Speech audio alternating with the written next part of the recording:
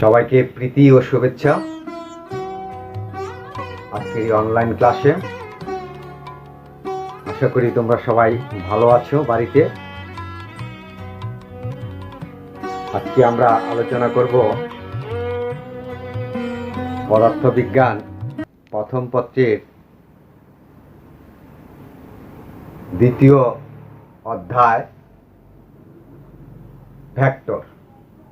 এটা নিয়ে চতুর্থ ক্লাস, তার আগে 3টি ক্লাস হয়েছে। সেই ক্লাসগুলোর লিংক আজকের ক্লাসের ডেসক্রিপশানে দেওয়া থাকবে। আমার যেই ইউটিউব চ্যানেলসের ফিজিক্স ক্লাস উইথ এসসিবি, সেখানে এই ক্লাসগুলো তোমরা পাবে। এবং যারা এখনও এই চ্যানেলটি সাবস্ক্রাইব করনি, তারা চ্যানেলটি সাবস্ক্রাইব করবে, অল বাটনে ক্লিক করবে। এতে ক্লাস সংক্রান্ত ভিডিওগুলোর নোটিফিকেশান তোমরা পেয়ে যাবে। আমরা আজকে আলোচনা করব ভেক্টর রাশির বিভাজন। কি আলোচনা করব? ভেক্টর রাশির বিভাজন। অর্থাৎ একটা ভেক্টরকে কি করে দুই বা ততোধিক ভাগে বিভক্ত করা যায়, ভাগ করা যায়। তাহলে তার সংজ্ঞাটা কি? ভেক্টর রাশির বিভাজন এর সংজ্ঞা হলো একটি ভেক্টরকে দুই বা ততোধিক ভেক্টরে বিভক্ত করার প্রক্রিয়াকে ভেক্টর রাশির বিভাজন বলে। আবার লক্ষ্য করার সংজ্ঞাটা বলছি যে একটি ভেক্টর রাশিকে দুই বা ততোধিক ভেক্টর রাশিতে বিভক্ত করার প্রক্রিয়া বা পদ্ধতিকেই বলা হচ্ছে ভেক্টর বিভাজন। বিভাজনের পরে যেই দুই বা ততোধিক যে ভেক্টরগুলো পাওয়া যায় মূল ভেক্টর থেকে, সেইগুলোকে বলা হয় উপাংশ বলা হয়। অর্থাৎ বিভাজিত ভেক্টরগুলোকে মূল ভেক্টরের উপাংশ বলে। তো এখন আমরা চিত্রের সাহায্যে ব্যাখ্যা করব কি করে একটি ভেক্টর রাশিকে দুটি উপাংশে বিভক্ত করা যায়। শিক্ষার্থীরা, এখানে একটি চিত্র দেওয়া আছে, চিত্র নাম্বার 1। লক্ষ্য করছো নিশ্চয়ই। এই ওসি রেখা দ্বারা আর ভেক্টরকে নির্দেশ করা হচ্ছে। ওসি রেখা দ্বারা আর ভেক্টরকে নির্দেশ করা হচ্ছে। এখন আমাদের কাজ হবে এই আর কে দুটি ভাগে বা দুটি উপাংশে বিভক্ত করা, এবং এই বিভক্তিগুলি এমনভাবে হবে যাতে এরা এই আর এর সাথে আলফা কোণ এবং বিটা কোণ উৎপন্ন করে। তাহলে সেজন্য কি করতে হবে? প্রথমে আমরা এই ও বিন্দু থেকে ও এ বাহুটি অঙ্কন করি, যেই বাহুটি আর এর সাথে আলফা কোণে অবস্থিত। ঠিক একইভাবে ও বিন্দু থেকে ও বি বাহুটি অঙ্কন করি, যেটি মূল ভেক্টর আর এর সাথে বিটা কোণে অবস্থিত। ঠিক আছে? তাহলে ও এ বাহু মূল ভেক্টরের সাথে আলফা কোণে অবস্থিত এবং ও বি বাহু মূল ভেক্টরের সাথে বিটা কোণে অবস্থিত। এখন এই ও এ এবং ও বি এই দুটি বাহুকে সন্নিহিত বাহু ধরে আমরা ও এ বি সি সামন্তরিকটি অঙ্কন করি বা পূর্ণ করি। কাকে? এই ও এ এবং ও বি এই দুইটাকে সন্নিহিত বাহু ধরে, এই দুটি বাহুকে সন্নিহিত বাহু ধরে ও এ বি সি সামন্তরিকটি পূর্ণ করি বা অঙ্কন করি। ঠিক আছে? আচ্ছা, তাহলে এখানে ও এ যে ভেক্টরটা হবে সেটা হলো পি ভেক্টর, এবং ও বি যে ভেক্টরটাকে আমরা নির্দেশ করছি সেটা হলো কিউ ভেক্টর। এগুলো ধরে নিচ্ছি আমরা। বইতে বইতে একক রকম ভাবে লেখে, এখানে হয়তো পি এর পরিবর্তে এক্স লিখতে পারে, এখানে হয়তো কিউর পরিবর্তে ওয়াই লিখতে পারে। সে যাই হোক, তোমরা যেভাবে ভালো বুঝো সেভাবেই চেষ্টা করবে। তো এখন এই ও এ বি সি যে সামন্তরিকটি হলো, আর সামন্তরিকের সূত্র আমরা পড়ে এসেছি গত ক্লাসগুলোতে। তাহলে সেই সামন্তরিকের সূত্রতে দেখা গেছে, সূত্র অনুসারে এই ও এ এবং ও বি হবে আর ভেক্টরের দুটির স্কেলার উপাংশ। আর ভেক্টরের দুটি স্কেলার উপাংশ কোনগুলো? ও এ এবং ও বি এই দুইটা বাহুই হবে আর ভেক্টরের দুটি স্কেলার উপাংশ। আচ্ছা, তাহলে মনে করি চিত্রে 1 নাম্বার চিত্র, মনে করি বিভাজিত উপাংশ O A vector equal to P. এই ও এ সমান পি এবং ও বি সমান কিউ। ঠিক আছে? তারপরে দেখো যে B angle of B O C সমান angle of O C A, কি কোণ? বিটা কোণ। রাইট। বি ও সি সমান ও সি এ কোণ, এদেরকে আমরা বিটা দ্বারা প্রকাশ করছি, সমান সমান beta. Angle of B O C equal to angle of O C A equal to beta. এবং সি ও এ, এটা কি কোণ? সি ও এ, এটাকে কি দ্বারা প্রকাশ করা হয়েছে? আলফা দ্বারা প্রকাশ করা হয়েছে। ঠিক আছে? এটা হলো আলফা। তাহলে দেখো এই যে এখানে একটু লক্ষ্য করো, এই ও এ সি এই যে ত্রিভুজের ও কোণ সমান আলফা, সি কোণ সমান বিটা, তাহলে এই এ কোণ সমান কত হবে? হ্যাঁ, ত্রিভুজের 3 কোণের সমষ্টি 180 ডিগ্রি। তাহলে এই ও এ সি ত্রিভুজের ও কোণ আলফা, বি কোণ বিটা, তাহলে এ কোণ সমান সমান হবে 180 বিয়োগ আলফা প্লাস বিটা।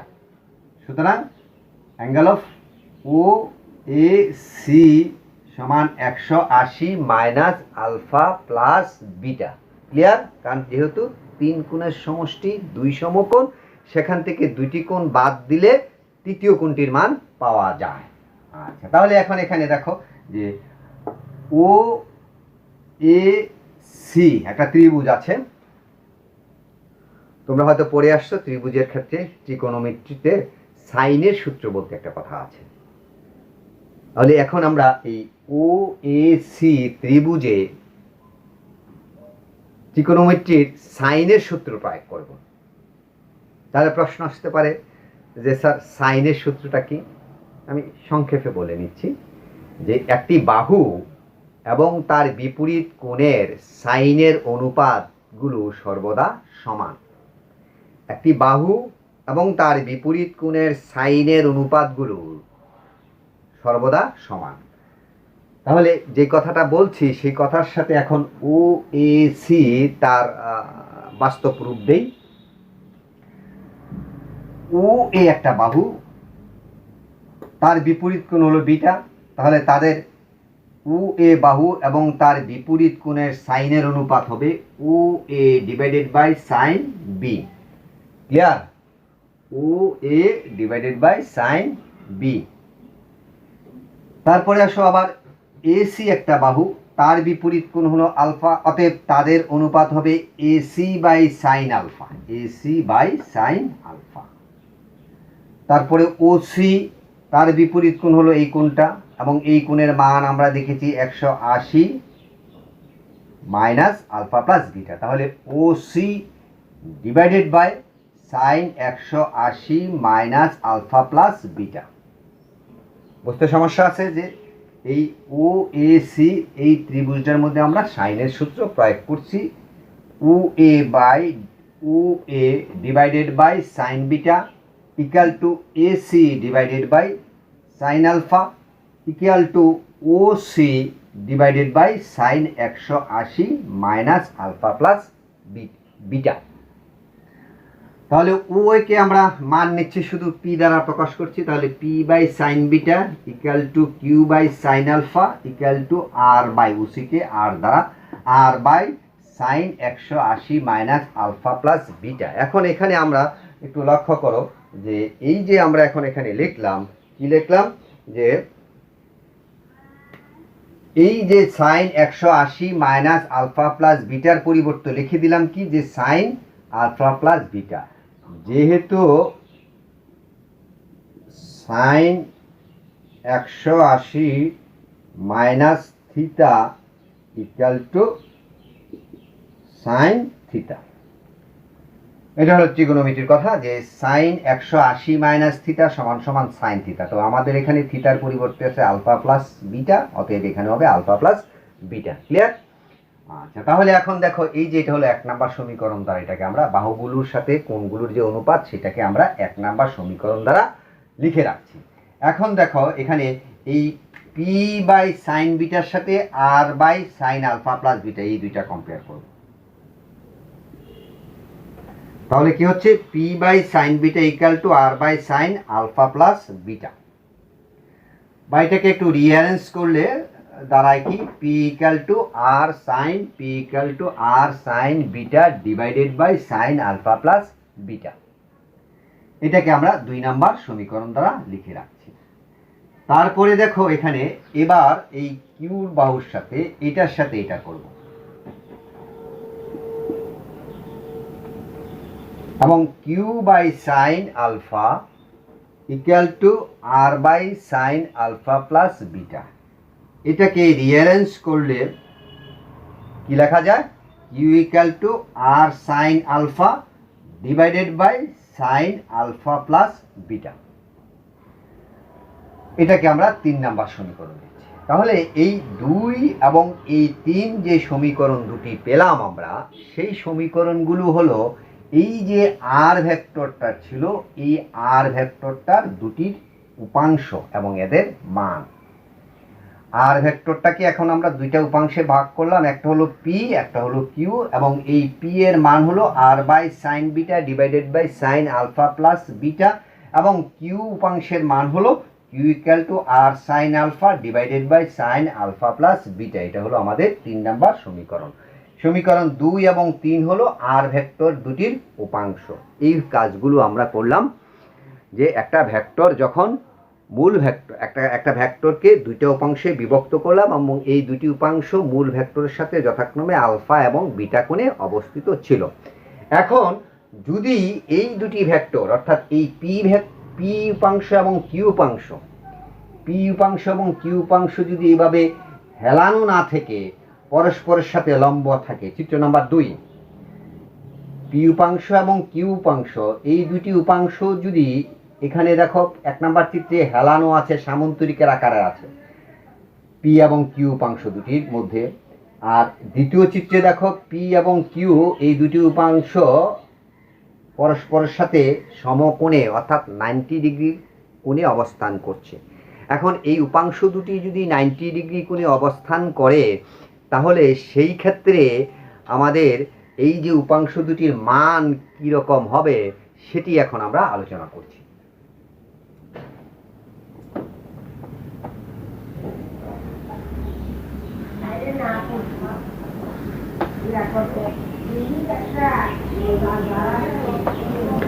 আচ্ছা, তাহলে এখন চিত্রে দেখো এখানে যে এই আলফা কোণ এবং বিটা কোণ 2 নাম্বার চিত্রে, 2 নং চিত্রে alpha plus beta equal two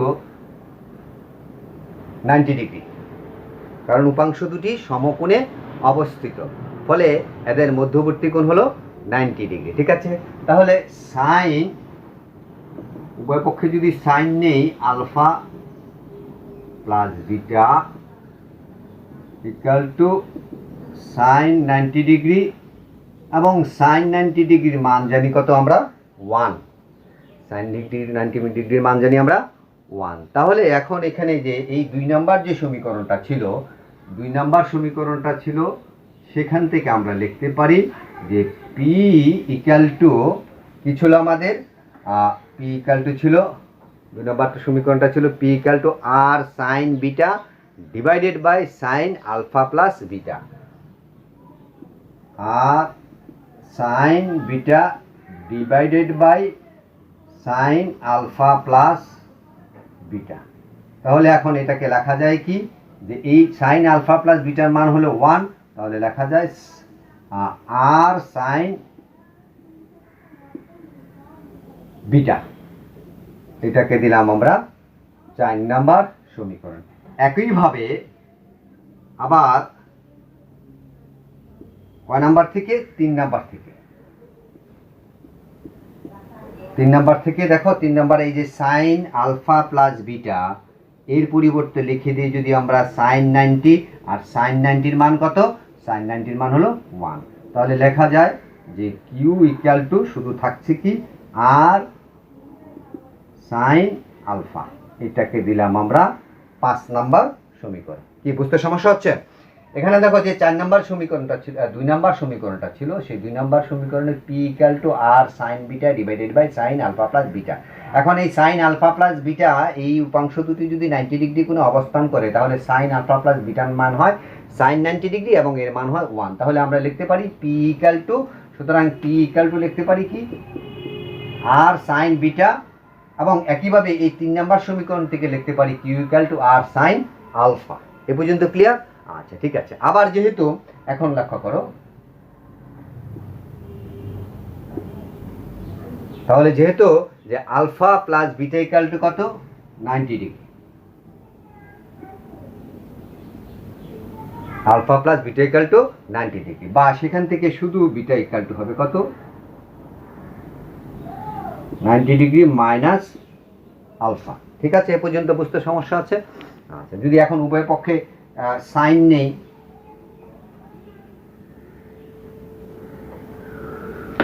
বা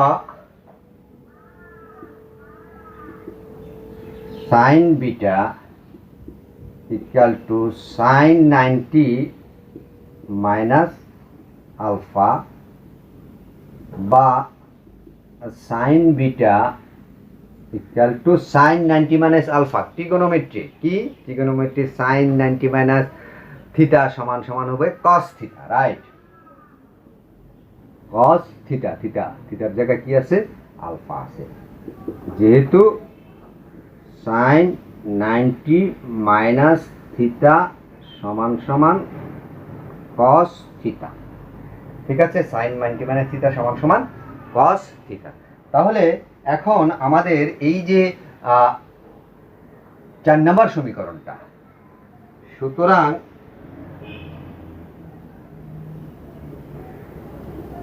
চার নম্বর সমীকরণ থেকে কি লেখা যায়, যে P equal to R sine বিটার জায়গায় লিখে দেব আর কস আলফা। ঠিক আছে, ইকুয়েশন নাম্বার 6। তাহলে আর ভেক্টরের দুটি উপাংশ এরা যদি পরস্পরের সাথে লম্বভাবে অবস্থান করে, তাহলে উপাংশ দুটির মান হয় P equal to R cos alpha, এবং কিউ উপাংশটির মান হয় Q equal to R sine alpha. ঠিক আছে, তাহলে এই যে এটাকে এই যে এটাকে বলা হয়, অনেক ক্ষেত্রে এটাকে বলা হয় অনুভূমিক উপাংশ, আর উপরেরটাকে বলা হয় অর্থাৎ উলম্ব উপাংশ বলা হয়। ঠিক আছে, তাহলে এই আর কে সমকোণে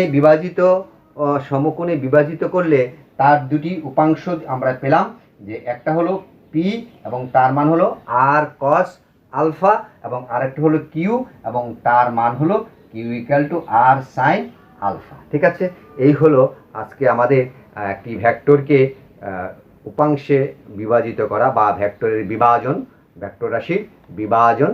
এখন আমরা আজকে পর্যন্ত, এগুলো কিন্তু তোমাদের কাজে লাগবে প্রয়োগের প্রশ্ন সমাধান করতে, উচ্চতর দক্ষতার প্রশ্ন সমাধান করতে কিন্তু এগুলো কাজে লাগবে।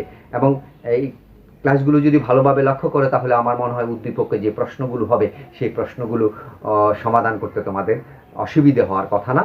আজকে পর্যন্তই, সবাই ভালো থেকো, সুস্থ থেকো, ধন্যবাদ সবাইকে।